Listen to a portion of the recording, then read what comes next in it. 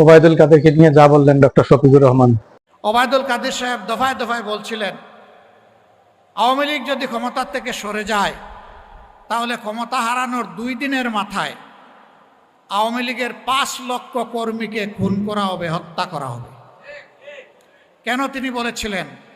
কারণ তারা মানুষ খুন করেছিলেন, এই জন্য তাদের ভয় ছিল যে মানুষ তাদের কাছ থেকে প্রতিশোধ নেবে। তারা রক্ত পিপাসু হতে পারে, দায়িত্ব জ্ঞানহীন হতে পারে, কিন্তু বাংলাদেশের মানুষ এই দেশকে এবং দেশের মানুষকে ভালোবাসে, এই জন্য প্রতিশোধ নেয়নি। কিন্তু যারা ক্ষতিগ্রস্ত, নিহতদের পরিবার এবং যারা আহত, তারা যদি ন্যায় বিচার পেতে চায় অবশ্যই সেই বিচার পাওয়ার অধিকার তাদের আছে। আমরা সেই বিচারের জন্য তাদের পাশে দাঁড়িয়ে লড়াই করব ন্যায় বিচার পাওয়ার জন্য।